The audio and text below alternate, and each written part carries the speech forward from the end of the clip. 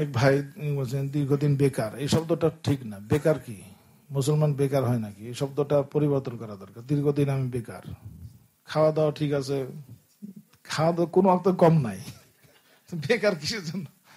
খাওয়া দাওয়া ঠিক আছে, নামাজ ঠিক আছে, তো বেকার কিসের জন্য? দীর্ঘদিন চাকরি নাই বলেন, সহজ সহজ। বেকার শব্দটা খুব অভিযোগের শব্দ, খুব অপছন্দ এবং নোংরা শব্দ, নিচুতার শব্দ। দীর্ঘদিন বেকার, এটা কি কথা? দুটা কাজ করতে পারলেই সকার হয়, ঠিক না? নামাজ সুন্দর পড়তে পারে না, ওটা বেকার না, ওটা কোনো সমস্যা নাই। কোরআন পড়তে পারে না, বেকার না। শুধু যদি চাকরি করতে না পারে তো বেকার।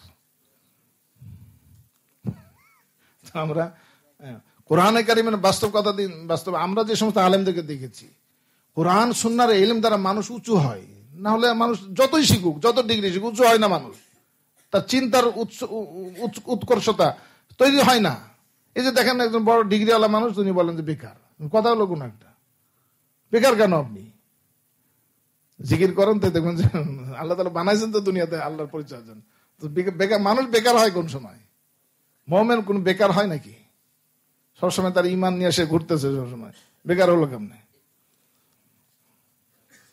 এখন দেখেন দৌলত, এখন তার ভালো লাগবে যে আরে আমি তো বেকার না, এখন আমি তো কিছু কাজের মানুষ। আস্তে আস্তে তার চাকরিও খুলবে। এখন বেকার বললে তো সে ঘরের কোণে বসে রয়েছে, আর নড়েও না, তো কোনো কাজ চাকরি পাবে না। সে যদি ভাবে যে না আমি কিছু কাজের মানুষ, তাহলে কাজের মানুষরাই তো কি কাজ পায়।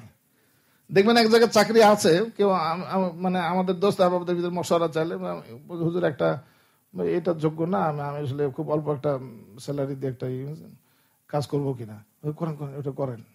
এই কাজ থাকলে আপনার একটু সচল থাকবেন, আরেক জায়গায় চাকরি পাবেন, কোনা থেকে ডেকে নিয়ে যাবেন আপনার মানুষ। তো ঠিকই, একদিন পরে ভালো আরেকটা চাকরি আছে, ওখান থেকে আরেক জায়গায় 2 লাখ দিয়ে একবার সে এখন বড় চাকরিতে গেছে, এখন ওটা খুশি আছে। তো বেকার ভাবাটাই ঠিক না, এটা আল্লাহ তাআলার নিয়ামতের নাশুকরি।